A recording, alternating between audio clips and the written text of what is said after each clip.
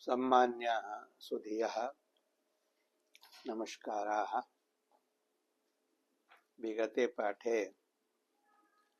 एतद्धातोः उभयोरपि लिङ्लकारयोः रूपाणि अस्माभिः साधितानि। अद्य अवशिष्टयोः द्वयोः लकारयोः रूपाणि साधयितव्यानि। तत्र प्रथमं लुङ्लकारे रूपाणि साध्यन्ते। भूतकालिक वृद्धि क्रियावाचकाद् एतद्धातोः लुङ् इति सूत्रेण लुङ्लकारो भवति। लुङ् स्थाने अनुदात्तेतः एतद्धातोः परस्य लस्य स्थाने आत्मनेपदसंज्ञकाः तादयः आदेशाः भवन्ति।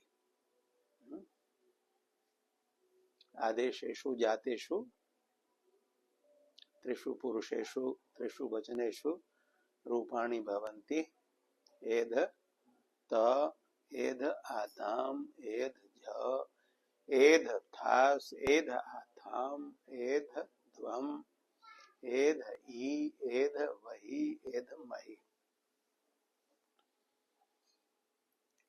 लुङ् लङ् लृङ् छोटुदात्तः इति सूत्रेण अंगस्य एध इत्यस्य आडागमो विधीयताम्। आटश्च इति वृद्धिः क्रियताम्। वृद्धौ कृतायाम् ऐध इति धातुरूपं भविष्यति। ये प्रत्ययाः सन्ति तादयः ते सार्वधातुकसंज्ञकाः सन्ति। अतः तेषु परेषु धातोः शप प्रत्ययः प्राप्तः अस्ति। कर्तरि शप इति सूत्रेण तं बाधित्वा लुङि लकारे चिलिः प्रत्ययो भवति। चिलि लुङि इति सूत्रेण तस्य चिलेः स्थाने सिच् आदेशो भवति। चिलेः सिच् इति सूत्रेण सिचि अनुबन्धलोपे सकारः अवशिष्यते। तर्हि रूपं जातम् ऐध स त इति। सकारः वल् वर्तते, अतः व्यपदेशिवद् भावेन अयं सिच् प्रत्ययः वलादिः अस्ति। आर्धधातुकं शेषः इति सूत्रेण तिंशिद् भिन्नत्वात् आर्धधातुकसंज्ञकः अस्ति। अतः आर्धधातुकस्येड् वलादेः इति सूत्रेण सिचः इडागमो भवति। टित्वात् आदिर्भवति। इति इकारः अवशिष्यते। तर्हि किं रूपं जातम्? ऐद् इ स त। ऐद् इ स अत्र वर्ण सम्मेलने ऐधिस् इति रूपम्। सकारस्य आदेश प्रत्ययो इति षत्वं मूर्धन्यादेशो भविष्यति। ऐधिष् इति रूपं भवति। एवमेव सर्वेषु प्रत्ययेषु प्रत्ययात् पूर्वम् ऐधिष् इति रूपं साधनीयम् एव। तत्र ते प्रत्ययाः योजनीयाः। ऐधिष् इति तु लुङि लकारे सर्वत्र त्रिषु अपि पुरुषेषु त्रिषु अपि वचनेषु भविष्यति एव। तत्र प्रथम पुरुषैक वचने प्रत्ययः अस्ति त। ऐधिष् अग्रे त इति। ऐधिष् इति षकारः मूर्धन्यः, तस्मात् परस्य तकारस्य टुनाष्टुः इति ष्टुत्वेन टकारो भवति। तर्हि रूपं सिद्ध्यति। किम्? ऐधिष्ट। एवं प्रथम पुरुष द्विवचने प्रत्ययात् पूर्वं द्विवचने प्रत्ययः अस्ति आताम्, तस्मात् पूर्वं रूपम् अस्ति ऐधिष् वर्ण सम्मेलनम्। ऐधिषाताम्।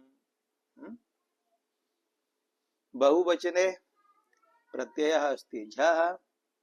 झस्य झोन्तः इति अन्तादेशः प्राप्तः तम अन्तादेशं बाधित्वा अत्र झस्य अदादेशो विधीयते। सूत्रमस्ति आत्मने पदेष्वनतः। सूत्रेऽस्मिन् आत्मने पदेषु इति एकं सप्तम्येकवचनान्तम् अनतः इति पंचम्येकवचनान्तम् एकम् एवं द्वे पदे स्तः। सूत्रस्य अर्थः कः अस्ति?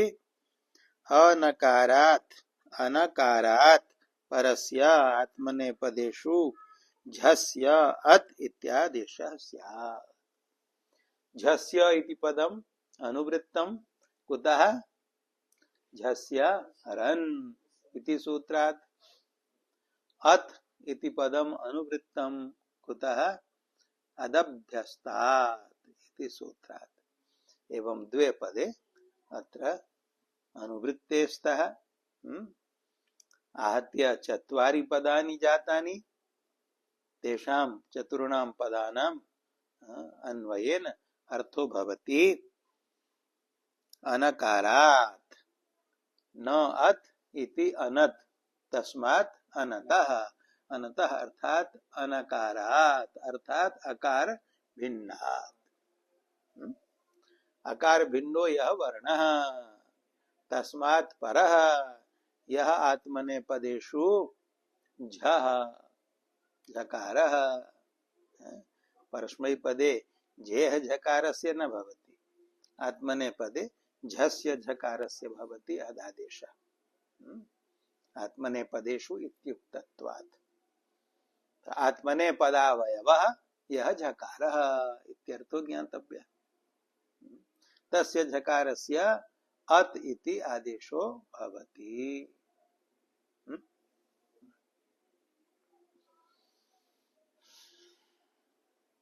अत्रापि तकारस्य इति संज्ञा नास्ति। कस्मात् नास्ति? तकारांतर प्रश्लेषात्।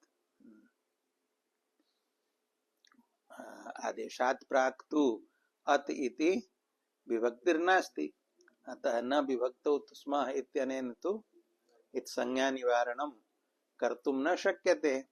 अतः तकारांतर प्रश्लेषेण श्रूयमाणस्य तकारस्य अन्त्यत्वाभावात् इत्संज्ञा न भवति।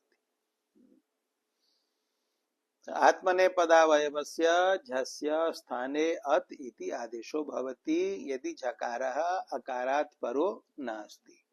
अत्र झकारः अकारात् परः अस्ति नास्ति। कस्मात् परः अस्ति? षकारात् परः अस्ति। अकार भिन्नः यह षकारः तस्मात् परः यह झ प्रत्ययावयवो झकारः तस्य स्थाने अत् इति आदेशो भवति। आदेशे कृते किं रूपं जातम्? ऐधिष अत। झस्य अन्तः यः अकारः स अकारः अवशिष्यते, स अदादेशेन सह योज्यते, तर्हि अत इति अकारान्तं रूपं भवति। झकार मात्रस्य व्यञ्जनस्यैव भवति अत आदेशः। अकारस्तु तत्र अवशिष्यते एव। यथा झः अकारान्तः तथैव अतः इत्यपि अकारान्तः। ऐधिष अत वर्ण सम्मेलने ऐधिषत इति रूपं सिद्धम्। एवञ्च लुङि लकारे प्रथम पुरुषे त्रिषु वचनेषु रूपाणि साधितानि। ऐधिष्ठ ऐधिषाताम् ऐधिषत इति। मध्यम पुरुषैक वचने थासि प्रत्यये पूर्वं रूपम् अस्ति ऐधिष। अग्रे थास् मूर्धन्य षकार योगे थकारस्य ष्टुनाष्टुः इति ष्टुत्वे थकारस्य ठकारो भवति। रूपं जातम् ऐधिष्ठास् अन्त्यस्य सकारस्य ऋत्वे विसर्गे ऐधिष्ठाः इति रूपं सिद्धम्। एवं मध्यम पुरुष द्विवचने आथाम प्रत्यये ऐधिष आथाम वर्ण सम्मेलने ऐधिशाथाम। मध्यम पुरुष बहुवचने ध्वमि प्रत्यये ऐधिश अग्रे ध्वम इति वर्तते। दन्त्यस्य सकारस्य मूर्धन्यादेशात् प्राक् रूपमस्ति ऐधिस् ध्वम। अत्र सकारस्य ध्वमि प्रत्यये लोपो भवति। धीच धादौ प्रत्यये परे सलोपो भवति। पूर्वम् आगतं सूत्रम् कुत्र लुटि लकारे एधिताद्वे इति रूप सिद्धि प्रसंगे धादौ प्रत्यये परे तासः सकारस्य लोपो जाता है। अत्र सिचः सकारस्य लोपो अस्ति। यतो हि धीच इत्यनेन सामान्यतया सकारस्य लोपः क्रियते। ताशस्त्योर् लोपः इत्यनेन तु तासेः सकारस्य अस्तेश्च सकारस्य लोपः क्रियते। तथैव रीच इत्यनेनापि ताशस्त्योः सकारस्य लोपः क्रियते। अत्र ताशस्त्योः इति पदस्य अनुवृत्तिः नास्ति। अत्र तु सकारमात्रस्य लोपो भवति। अत्र रात्सस्य इति सूत्रात् सस्य इति पदम् अनुवर्तितम् अस्ति। ध्वमि परे धकारादौ प्रत्यये परे सिचः सकारस्य लोपे कृते किं रूपम् अवशिष्टम्? ऐधि ध्वम्। ऐधि इति एण्णन्तम् अपि अस्ति, अंगम अपि अस्ति। ऐधि इत्यत्र अंगम अस्ति। यस्मिन् ध्वमि प्रत्यये परे यस्मात् एद धातोः यह ध्वम प्रत्ययो विहितः तस्मिन् ध्वमि प्रत्यये परे तदादेः एधि इति आदिः यस्य स समुदायः कः? एधि।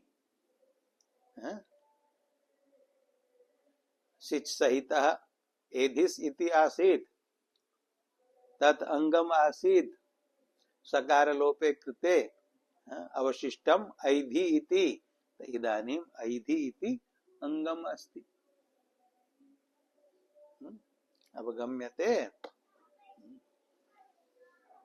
यस्मात् एध धातोः यः प्रत्ययो विहितः कः? ध्वम इति।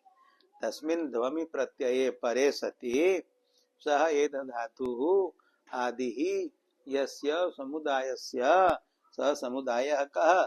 ऐधि इति। तस्य ऐधि इत्यस्य अंग संज्ञा अस्ति। इकारः इण् वर्तते।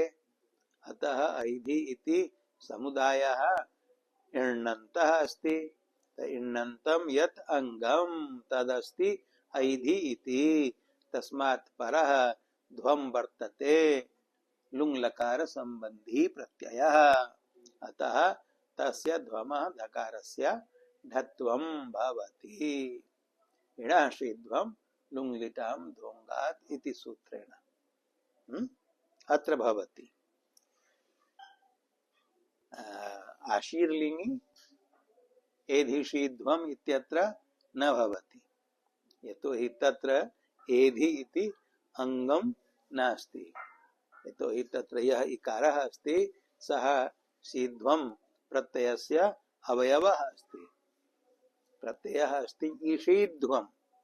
तस्मिन् प्रत्यये परे अंगम अस्ति एध्, तत् इण्णन्तं नास्ति। इण्णन्तं अस्ति एधि, तत् अंगम नास्ति। अतः एधि शीध्वम् इत्यत्र ढत्वं न भवति। परन्तु अत्र अन्या कथा वर्तते। अत्र ध्वमि प्रत्यये परे एधि ऐधि इति अंगम वर्तते।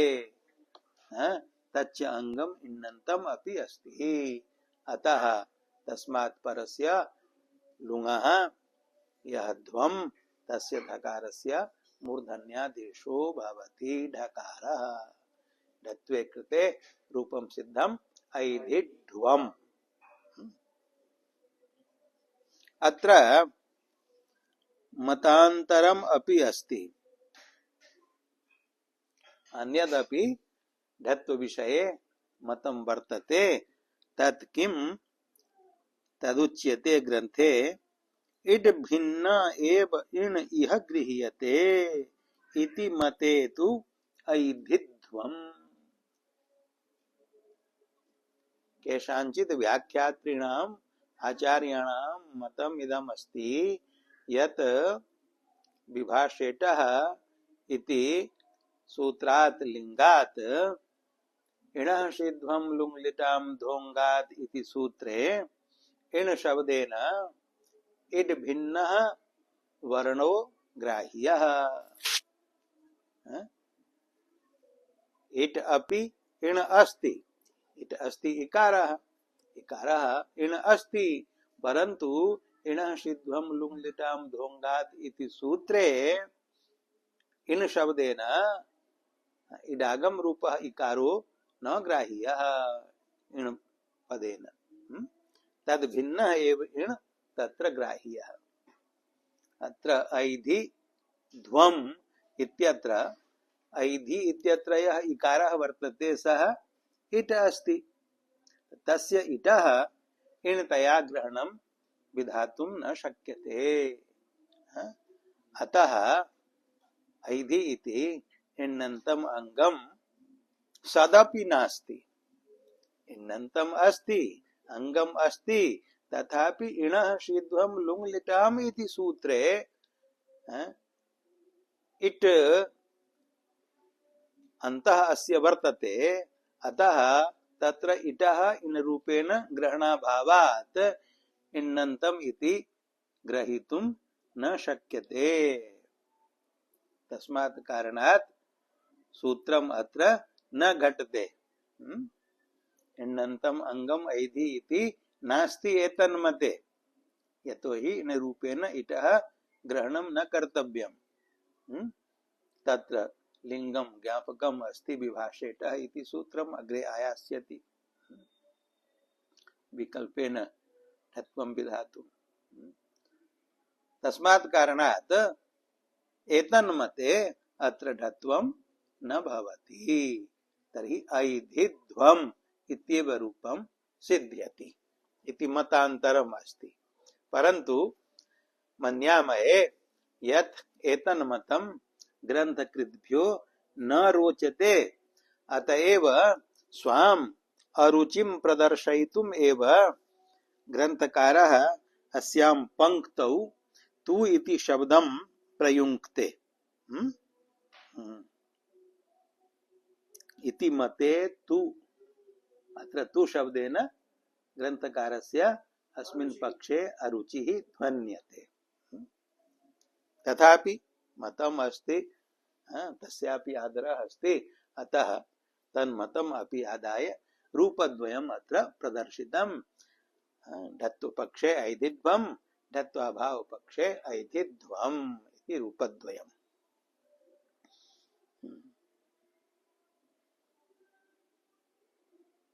पूर्वम् उत्तम पुरुषे अपि त्रिषु वचनेषु रूपाणि साधनीयानि, तदनन्तरम् अत्र षोडश रूपाणि यानि उक्तानि तानि कथं सिद्ध्यन्ति इति उच्यते। प्रथमम् अन्यानि लुङ्लकारस्य रूपाणि साधनीयानि। उत्तम पुरुषैक वचने इति प्रत्यये ऐधिष् इ सम्मेलने ऐधिषि।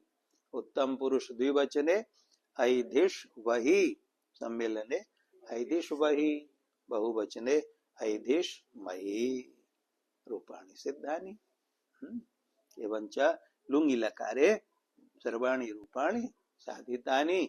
ऐधिष्ठ, ऐधिषाताम्, ऐधिषत, ऐधिष्ठाः, ऐधिषाथाम्, ऐधिध्वम्, ऐधिध्वम्, ऐधिषि, ऐधिष्वहि, ऐधिष्महि। अत्र मध्यम पुरुष बहुवचने ये द्वे रूपे साधिते ऐधिध्वम् ऐधिध्वम्, तत्र द्वित्व विकल्पात् अन्यानि अपि रूपाणि भवन्ति इति ग्रंथकृता स्मार्यते। कस्य द्वित्वं केन द्वित्वम् इति उच्यते। ढ धयोर वस्य मस्य च द्वित्व विकल्पात् षोडश रूपाणि। इदानीं तु द्वे रूपे स्तः, एकः ढत्वपक्षे अपरः ढत्वाभाव पक्षे। ऐधिध्वम् ऐधिध्वम् इति तत्र द्वयोरपि रूपयोः एकस्मिन् ढकारस्य अपरस्मिन् धकारस्य द्वित्वं भवति विकल्पेन। केन सूत्रेण? अनचि च अचः परस्य यरो द्वे वास्तः न तु अचि। सूत्रार्थं घटयन्तु। ऐधिध्वम् इत्यत्र अचकः धकारोत्तरवर्ती इकारः, तस्मात् परः यर्कः ढकारः, एवं ढत्वाभाव पक्षे धकारः, तस्मात् परः अच अस्ति, अच नास्ति, तस्मात् परः अस्ति वकारः। अतः यत्र ढकारः अस्ति तत्र ढकारस्य, यत्र धकारः अस्ति तत्र धकारस्य द्वित्वं विभाषया भवति, विकल्पेन भवति। द्वित्वे कृते द्विढकारवत् एकं रूपं, द्विधकारवत् एकं रूपं, द्वे रूपे द्वित्वपक्षे संजाते, द्वित्वाभावे च द्वे रूपे स्त एव, एवञ्च चत्वारि रूपाणि संजातानि। द्वे रूपे द्वित्वपक्षे, द्वे रूपे द्वित्वाभाव पक्षे। तदग्रे वस्य अपि द्वित्वम्। ध्वम् इत्यत्र ढकारात् परः धकारात् परो वा यः वकारः, तस्य वकारस्यापि द्वित्वं भवति। केन वचनेन भवति? वकारस्य द्वित्वार्थं वचनम् अस्ति यणो मयो द्वे वाच्ये। मयः इति पंचमी, यणः इति षष्ठी इति पक्षे। तत्र पक्षद्वयं वर्तते। यदा मयः इति पंचमी यणः इति षष्ठी इति पक्षः गृह्यते तदा वार्तिकस्य अर्थो भवति मयः परस्य यणो द्वे भवतः विकल्पेन।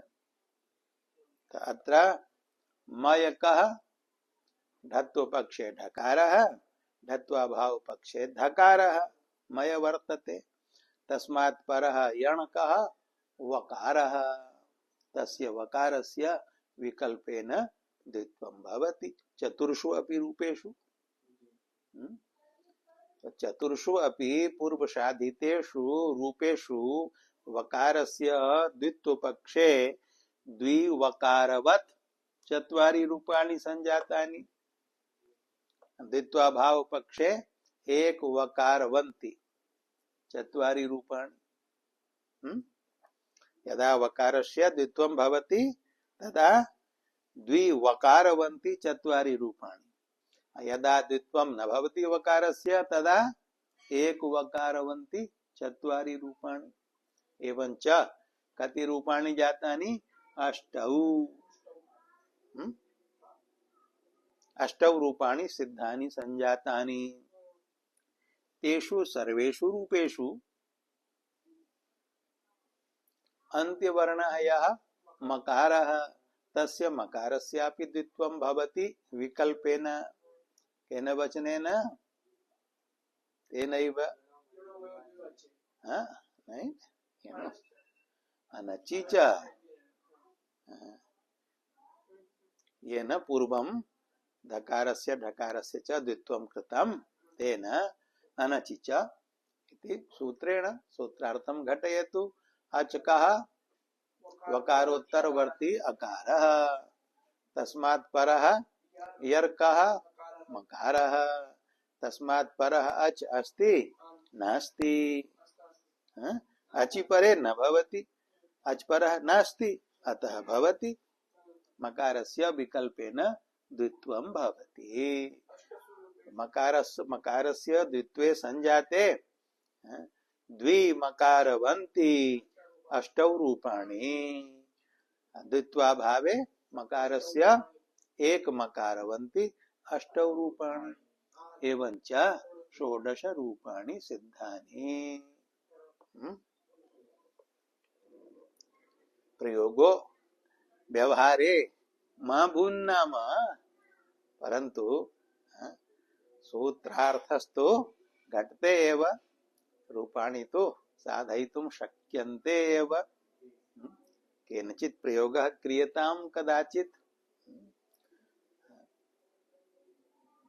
यस्मिन् प्रयोगे ढकारोपि द्विः उच्चार्यते, वकारोपि द्विः उच्चार्यते, मकारोपि द्विः उच्चार्यते, तादृशः प्रयोगः ए ढढ व अम एतादृशः प्रयोगः। एवञ्च लुङि लकारे सर्वाणि रूपाणि साधितानि। इदानीम् अन्तिमः लृङ् लकारः अवशिष्टः। तत्र लृङ् लकारस्य रूपाणि साधनीयानि। एतद्धातोः लृङ् लकारो भवति। केन सूत्रेण भवति? लृङ् लकारः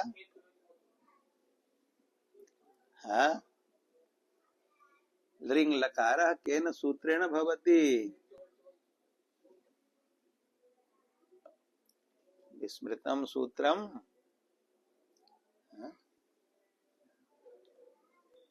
स्मरन्तु।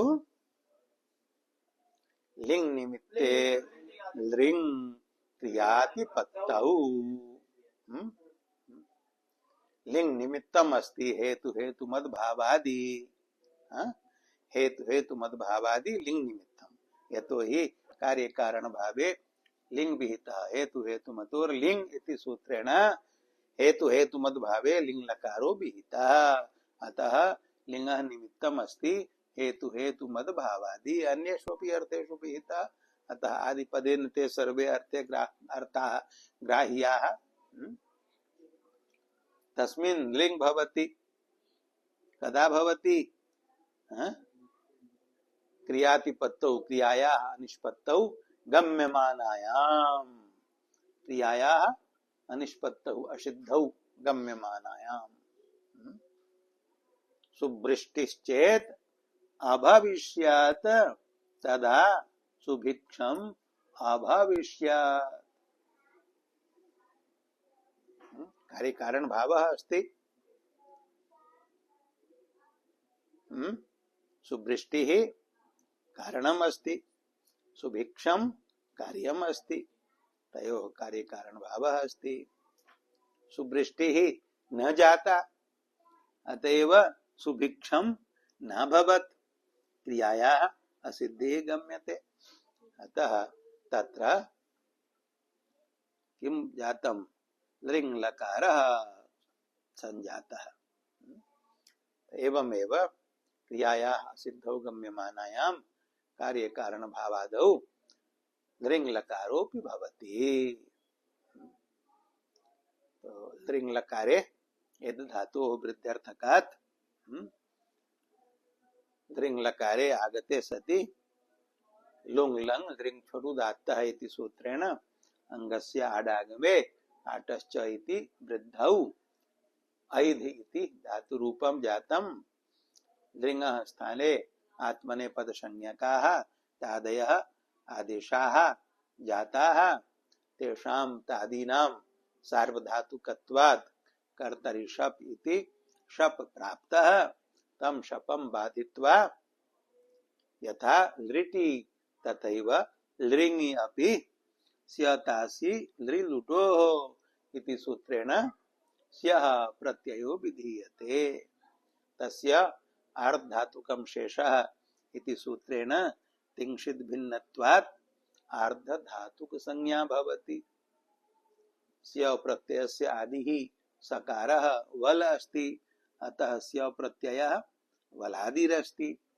तो वलाद्यार्ध धातुकत्वात् स्य प्रत्ययस्य आर्धधातुकस्य वलादेः इत्यनेन इडागमो भवति। टित्वात् आदिरवयवो भवति।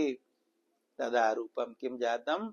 ऐध ईस्य सम्मेलने ऐधिस्य सकारस्य स्य प्रत्ययावयवस्य आदेश प्रत्यययो इति मूर्धन्यादेशे ऐधिष्य इति रूपं सर्वेषु पुरुषेषु सर्वेषु वचनेषु समानम्। तत्र प्रत्ययः योजनीयः। प्रथम पुरुषैक वचने त प्रत्यय योजने ऐधिष्यत इति रूपं सिद्धम्। प्रथम पुरुष द्विवचने आतामि प्रत्यये ऐधिष्य आताम आतामः आकारस्य आतोंगितः इत्यनेन इ आदेशे यकार लोपे अकारे कारयोः गुणे ऐधिष्येताम्। बहुवचने झ प्रत्यये झकारस्य झोन्तः इति अन्तादेशे अत्र तु न प्रवर्तते आत्मनेपदेष्वन्तः इति सूत्रम्। कुतः? अत्र तु अकारात् परः अस्ति झकारः। स्य प्रत्ययावयवः यः अन्त्यः अकारः तस्मात् परः अस्ति। तस्मात् तस्य सूत्रस्य प्रवृत्तिः अत्र नास्ति।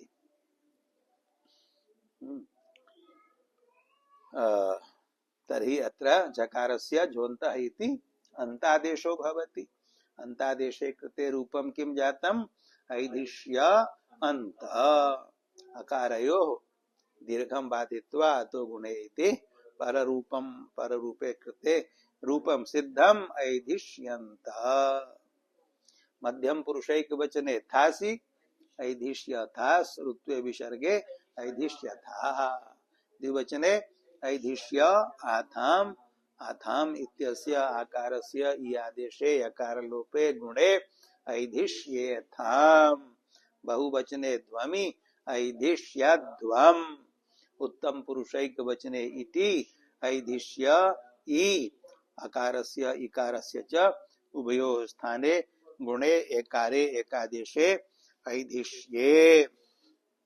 द्विवचने वहौ बहुवचने महौ च परे सति ऐधिष्य वहि ऐधिष्य महि। अत्र ऐधिष्य इति अकारान्तस्य दीर्घो भवति। अतो दीर्घो यहि इत्यनेन अकारस्य दीर्घः आकार दीर्घे कृते रूपं सिद्धम् ऐधिष्या वहि ऐधिष्या महि। एवं च लिङि अपि रूपाणि सर्वाणि साधितानि। ऐधिष्यत ऐधिष्येताम् ऐधिष्यन्त ऐधिष्यथाः ऐधिष्येथाम् ऐधिष्यध्वम् ऐधिष्ये ऐधिष्यावहि ऐधिष्यामहि।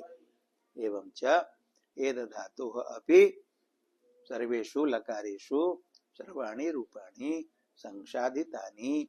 सूत्रस्थाः सर्वाः पङ्क्तयः अपि व्याख्याताः संक्षेपतः। इदानीं